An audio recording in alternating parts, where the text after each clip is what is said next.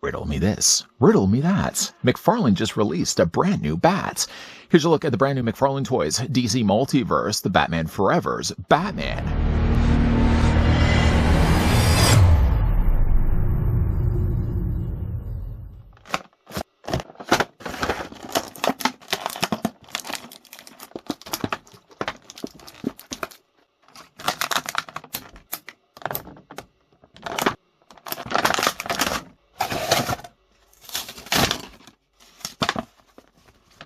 Batman faces off against two foes, the schizophrenic, horribly scarred former District Attorney Harvey Dent, aka Two-Face, and the Riddler, a disgruntled X-Wing Enterprises inventor seeking revenge against his former employer by unleashing his brain-sucking weapon on Gotham City's residents.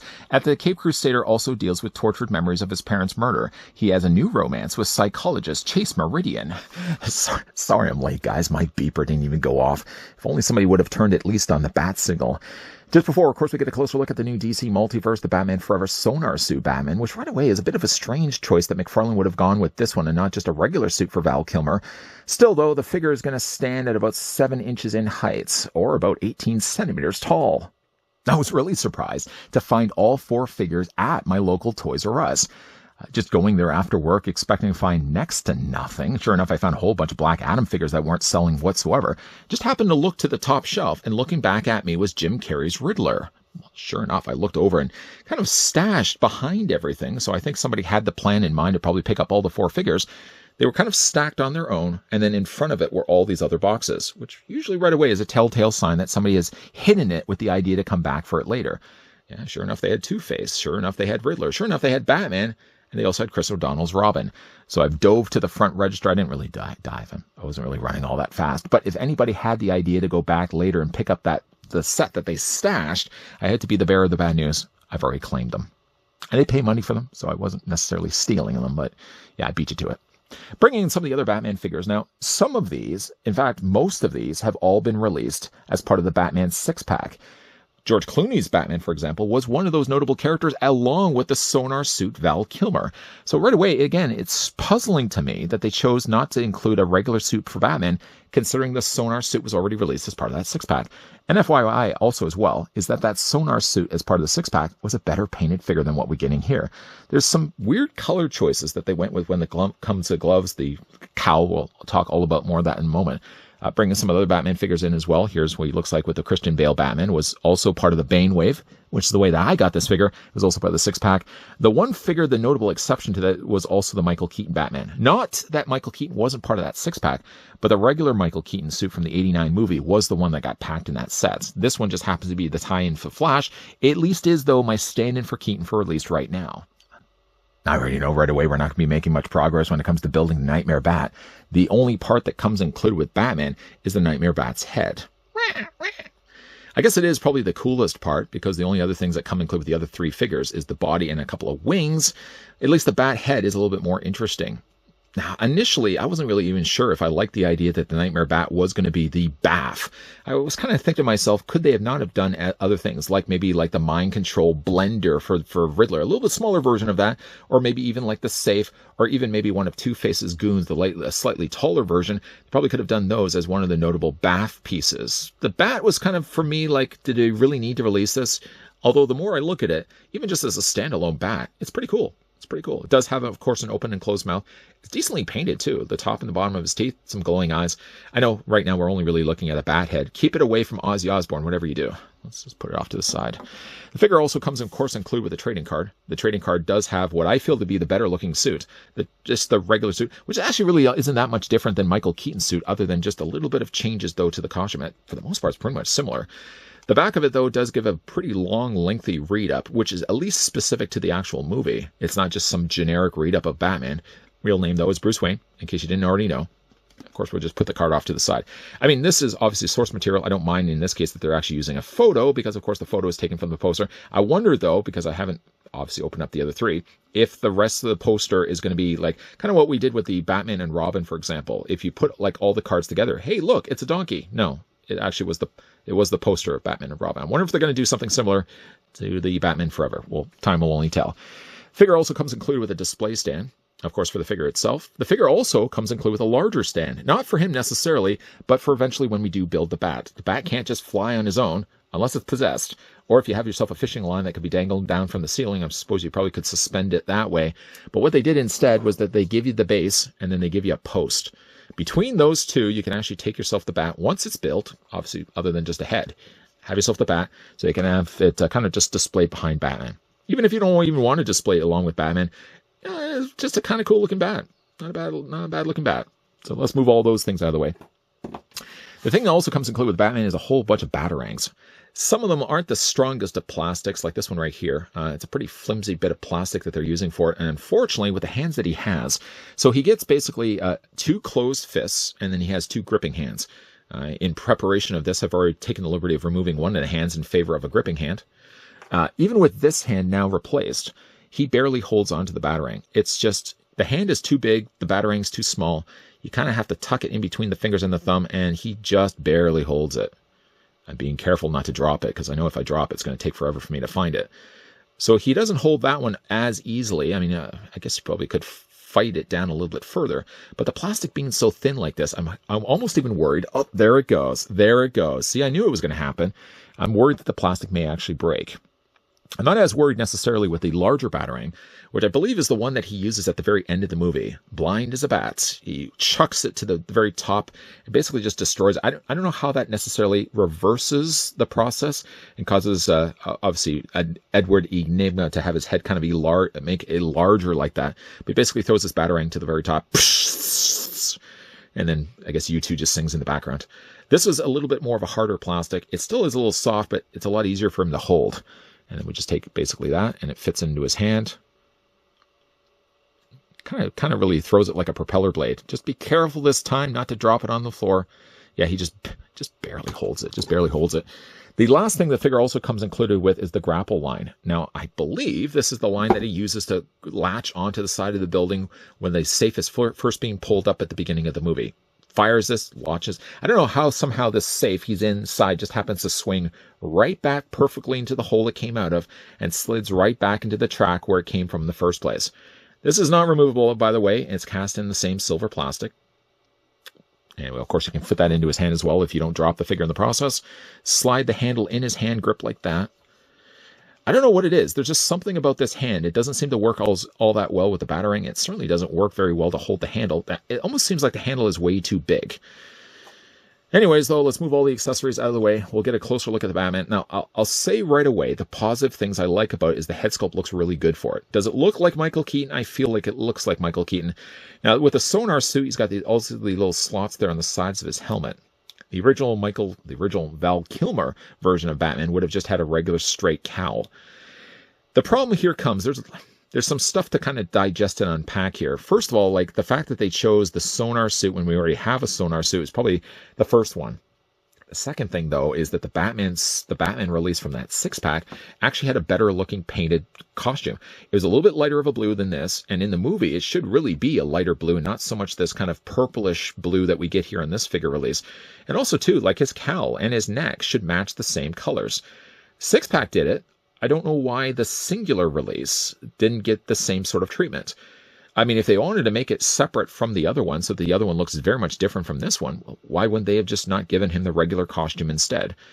Because then if you already have the 6-pack, and I'm just kind of throwing the logic out there, if you already have the 6-pack, you probably have no then interest to pick up this one. It just doesn't seem to me like a logical thing. If they already have that version of Sonar Suit, why not just release it in the regular suit? Despite not having matching colors, though, for his cowl, again, like the head sculpt's pretty good. I don't really have complaints there. But it really did need to match the same colors. The neck and the head are clearly a different color than the rest of his body. The cape is also one thing, too. Now, it's black, and it's also using at least a fabric cape. So it seems like they're really moving away from the idea of using plastic capes in favor of fabric capes, which is good, but just like the cape needed to be a little bit more closer in color to the suit.